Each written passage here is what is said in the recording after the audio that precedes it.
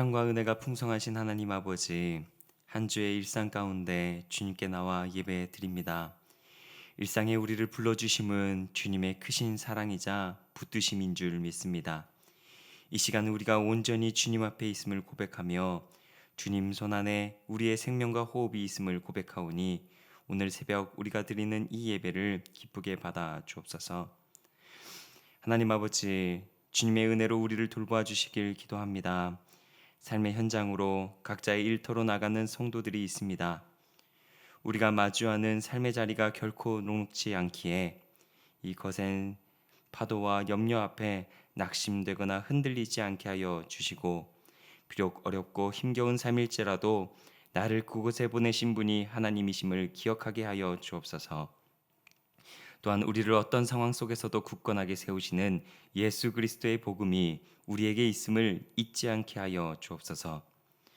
오늘 십자가의 능력과 부활의 소망이 우리 성도들의 가슴 속에 뜨겁게 살아있게 하사 오늘 일터 가운데 낙심되신 감사를, 불평되신 기도를 선포하며 믿음으로 승리하게 하여 주옵소서. 주님, 이 시간 눈물 흘리는 성도들의 가정을 위해 기도합니다. 최근 사랑하는 모친을 먼저 천국으로 보내고 깊은 슬픔과 이별의 아픔을 겪는 가정이 있습니다. 인간의 어떤 말로 위로할 수 없는 상실의 자리에 성령 하나님께서 친히 찾아가 주시고 하늘의 신령한 위로와 평안을 부어 주옵소서. 또한 병상에 계신 부모님을 눈물과 정성으로 돌보고 있는 가정이 있습니다. 그들의 수고와 애씀을 다 하시오니 간병의 시간 육체적으로 지치지 않게 하시고 마음의 낙심이나 영적인 침체가 찾아오지 않도록 붙들어 주옵소서. 돌보는 손길에 예수님의 치유와 평강을 더하여 주시고 그의 헌신의 은혜와 평강으로 열매 맺는 복된 통로가 있게 하여 주옵소서. 6월 본격적인 무더위가 시작되는 이 계절에 우리 믿음의 가정에 주신 어린 자녀들과 학령기 자녀들을 위해 기도합니다. 지치기 쉬운 날씨 속에 아이들의 건강을 눈동자같이 지켜주시고 학업과 일상 가운데 지치지 않도록 영육 간의 강건함을 더하여 주옵소서. 마지막으로 다가오는 여름, 교회에 많은 일정들이 있습니다. 여름 성경학교와 각 부서의 수련회, 다음 세대들의 영혼을 깨우기 위해 헌신하는 일들이 있습니다. 이 사역을 위해 이른 시간부터 기도로 무릎 꿇고 땀 흘려온 교육자들과 집사님들, 선생님들, 모든 봉사자들을 기억하여 주옵소서. 바쁜 생업과 일상 속에서도 시간을 구별하여 헌신하는 손길을 축복하여 주시고 그들의 모든 땀과 수고에 주님 일하셔서 온전히 보답받는 은혜를 누리게 하여 주옵소서. 오늘 선포되는 말씀 가운데 말씀하시는 하나님의 세밀한 음성을 듣게 하여 주시길 빌며 우리를 사랑하셔서 구원하시는 우리 주 예수 그리스도의 이름으로 기도드립니다. 아멘. 오늘 주님께서 우리에게 주신 말씀은 고린도전서 15장 1절로부터 11절까지의 말씀입니다. 고린도전서 15장 1절로부터 11절까지의 말씀을 저와 여러분이 교독하고 마지막은 함께 읽도록 하겠습니다. 형제들아, 내가 너희에게 전한 복음을 너희에게 알게 하노니 이는 너희가 받은 것이요 또 그 가운데 선 것이라. 너희가 만일 내가 전한 그 말을 굳게 지키고 헛되이 믿지 아니하였으면 그로 말미암아 구원을 받으리라.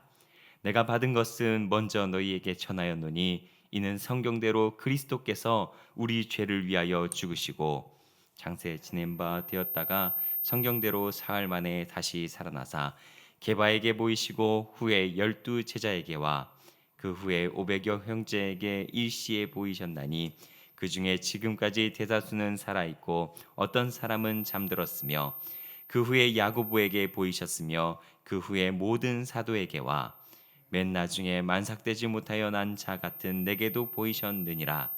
나는 사도 중에 가장 작은 자라. 나는 하나님의 교회를 박해하였으므로 사도라 칭함받기를 감당하지 못할 자니라. 그러나 내가 나된 것은 하나님의 은혜로 된 것이니 내게 주신 그 은혜가 헛되지 아니하여 내가 모든 사도보다 더 많이 수고하였으나 내가 한 것이 아니요 오직 나와 함께 하신 하나님의 은혜로다. 그러므로 나나 그들이나 이같이 전파하매 그들도 이같이 믿었느니라. 아멘.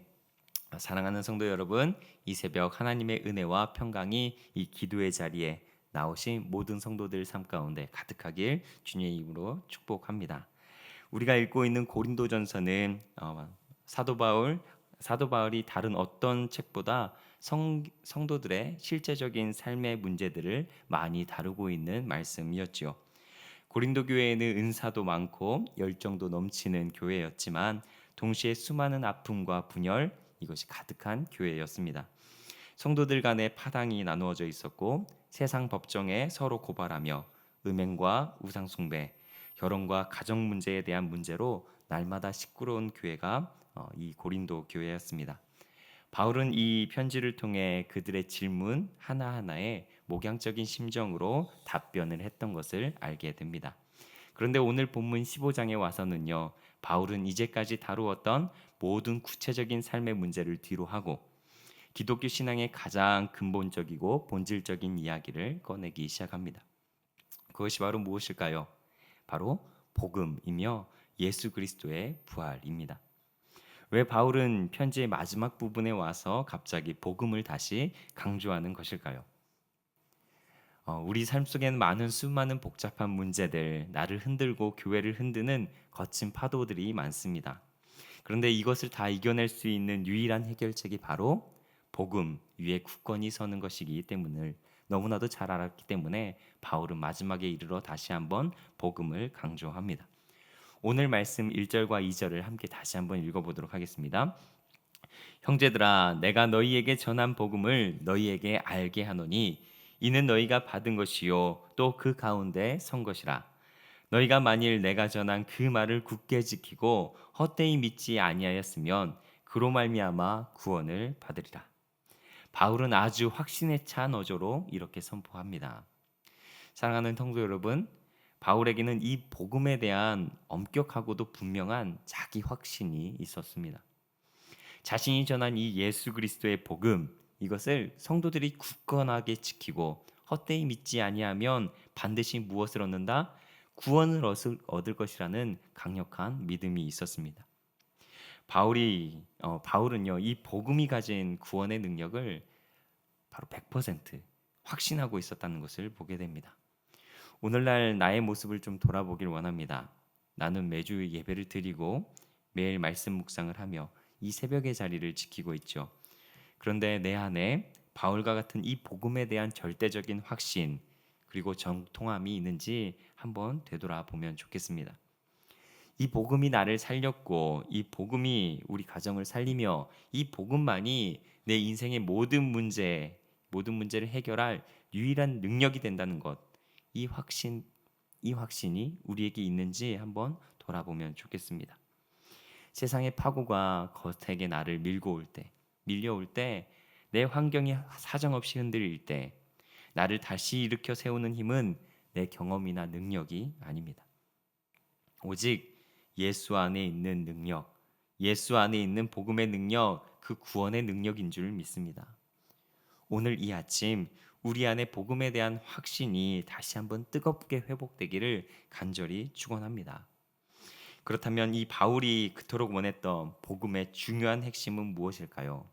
3절과 4절에 이 제자들이 기억하는 복음의 정수가 담겨져 있습니다. 제자들이 기억하는 복음의 정수 3절과 4절 같이 한번 읽어보겠습니다. 내가 받은 것은 먼저 너희에게 전하여노니 이는 성경대로 그리스도께서 우리 죄를 위하여 죽으시고 장사 지낸 바 되셨다가 성경대로 사흘 만에 다시 살아나사. 제자들이 이것은 복음이다라고 정의한 내용은 복잡하지 않고 아주 명료합니다. 첫째, 예수께서 성경의 예언대로 기록된 대로 우리 죄를 위해 죽으셨다. 그리고 두 번째, 그분이 실제로 무덤에 장사 지낸 바 되셨다는 사실입니다. 이것은 예수님의 죽음이 허상이 아닌 역사적인 우리 삶의 사실이었다라는 것을 다시 한번 강조하는 것입니다. 세 번째, 성경대로 사흘 만에 다시 살아나셨다. 바로 부활의 경험이죠. 바울은 이 복음이 어떤 사람의 머리에서 나온 꾸며낸 이야기가 아니라 철저히 성경의 예언의 성취이며 수많은 목격자가 존재하는 역사적인 사실임을 강조합니다. 그래서부터 5절부터 눈으로 직접 부활의 주님을 만난 증인들의 이름을 나열하기 시작합니다. 게바에게 보이시고 후에 12 제자에게와 500여 형제에게 보이셨나니 지금까지 대다수는 살아있고 어떤 사람은 잠들었다. 바울은 수제자였던 게바, 베드로와 12 제자, 그리고 한 번에 500명이 넘는 형제들에게 부활의 몸이신 예수님이 보이셨다라고 증언합니다.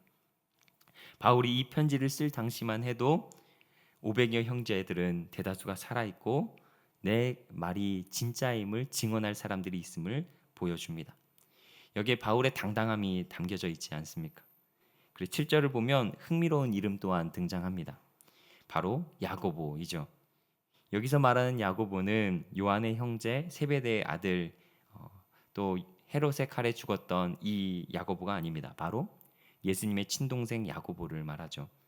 복음서를 보면 이 예수님의 친동생 야고보는 어떠하였습니까? 예수님의 동생들은 예수님을 처음에는 믿지 않았습니다. 심지어 그의 형인 예수를 향해 미쳤다라고 말하며 붙잡으러 가기로 했던 사람들이 바로 동생들입니다. 가족으로 30년간 살았지만 그들은 예수를 주님으로 메시아로 인정하지 않았습니다. 그런데 어떻게 이 완악했던 동생들이 예루살렘 교회의 가장 존경받고 예수의 부활의 증인이 될 수 있었을까요? 훗날 신약성경 야고보서를 기록하는 사도가 됩니다.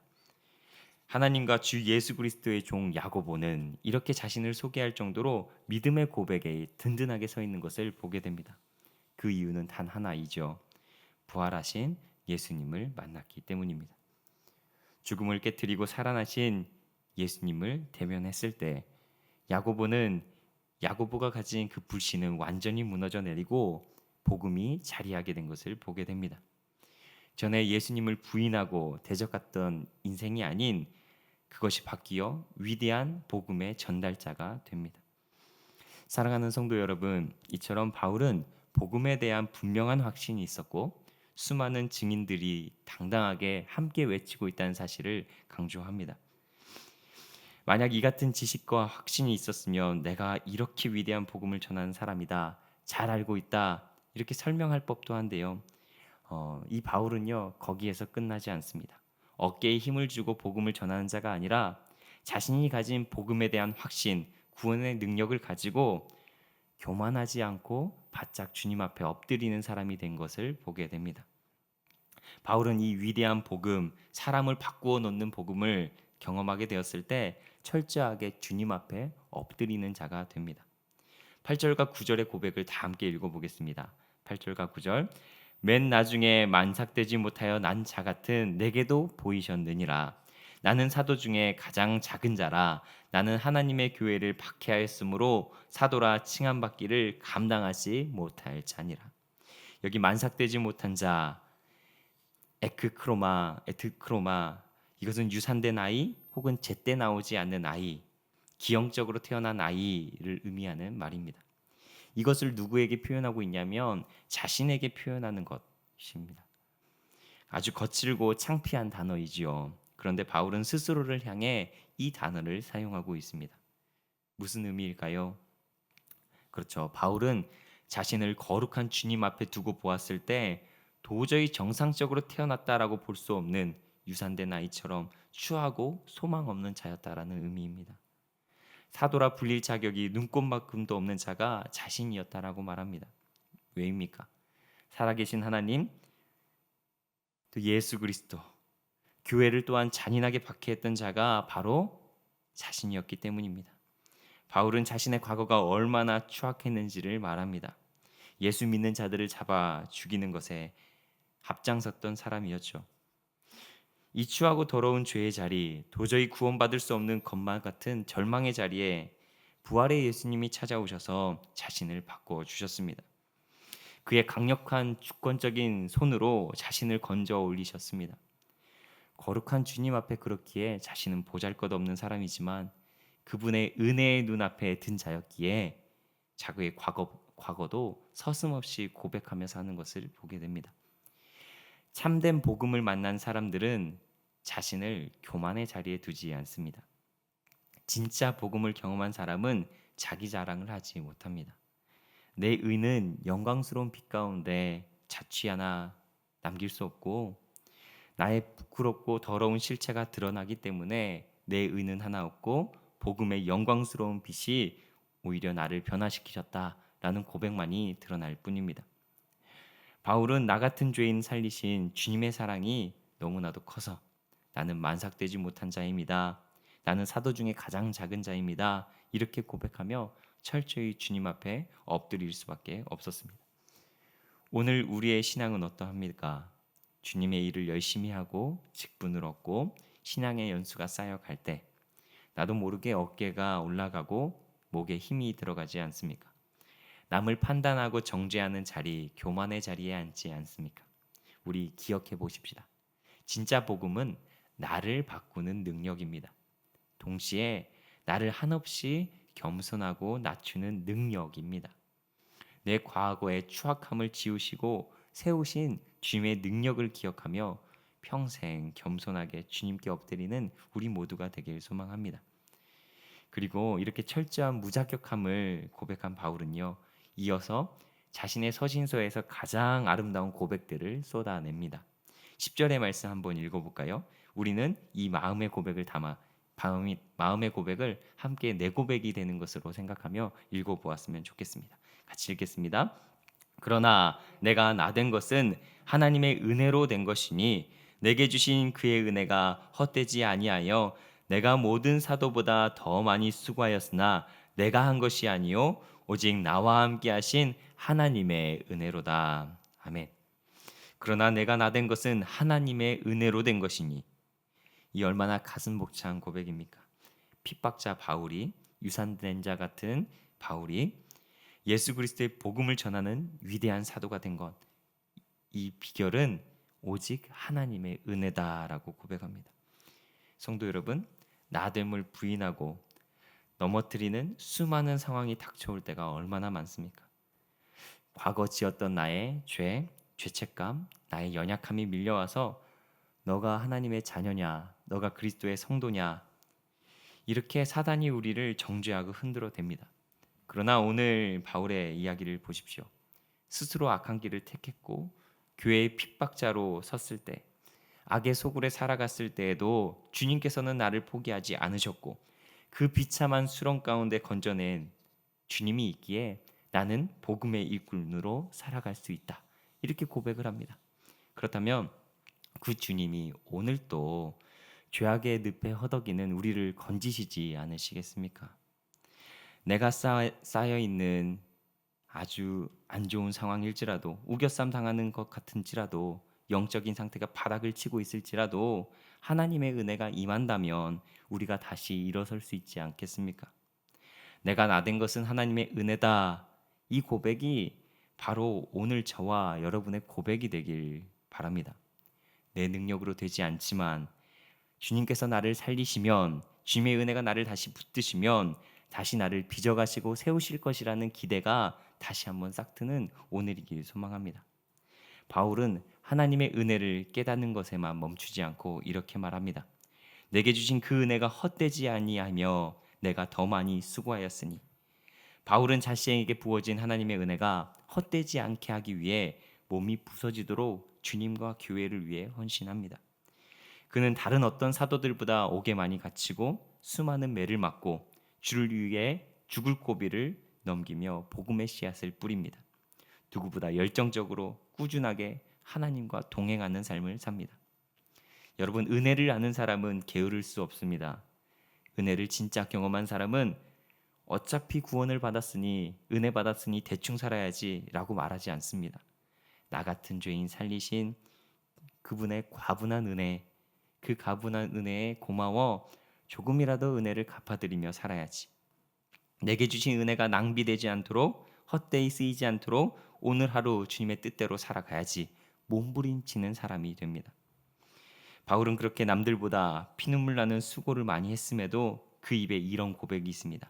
내가 한 것이 아니요 오직 나와 함께 하신 하나님의 은혜로다. 여러분, 하나님의 은혜에 감격해 수고하는 삶을 사십시오. 근데 그것보다 더 잊지 말아야 되는 것은 하나님의 은혜로다라고 말할 수 있을 정도로 하나님과 동행하는 삶을 사는 우리 귀한 성도들의 삶이 되시길 소망합니다. 오늘 말씀을 정리합니다. 사랑하는 성도 여러분, 바울이 고린도 교회의 수많은 문제를 해결하기 위해 결국에는 복음과 은혜를 들고 나왔던 것처럼 오늘 우리의 삶 가운데 얽히고 복잡한 문제들 풀 수 있는 유일한 열쇠 또한 복음인 줄 믿습니다. 우리 주님 안에, 우리 주의 은혜 안에 복음을 들고 이 문제들을 해결해 나갈 수 있는 우리들 되길 소망합니다. 주의 복음이 나를 살리셨듯 이 어려운 문제 또한 주님과 함께 건너기를 소망할 수 있는 사람들 되길 소망합니다. 우리가 비록 과거에는 연약했고 때로는 스스로 악한 길을 선택해 넘어졌을지라도 부활하신 주님은 오늘 또한 우리를 버리지 않으시고 은혜로 붙들어 주실 것입니다. 그 주님의 은혜를 기대하며 은혜 속에 살아가는 우리가 되길 소망합니다. 또한 은혜가 헛되이 사라지지 않도록 오늘 하루를 주께 내어드리며 주와 동행하는 귀한 성도들 모두가 되시기를 간절히 축복합니다. 기도하도록 하겠습니다. 주님, 세상이 나를 흔들고 내 마음속에 죄악과 연약함이 나를 흔드는 가운데 항상 우리는 복음을 기억하는 사람, 복음을 새기는 사람들 되게 하여 주옵소서. 자격 없는 자를 세우시고 주님의 사람으로 바꾸신 것처럼 다시 한번 예수 십자가의 부활을 굳게 새기며 이 복음의 확신 가운데서는 주님의 사람들 모두가 되게 하여 주옵소서. 또한 예수님이 주신 복음을 참으로 알기에 내가 나된 것은 하나님의 은혜임을 고백하며 나의 교만을 버리고 날마다 주님 앞에 겸손히 살아가는 우리가 되게 하여 주옵소서. 이제 일상으로 나아갑니다.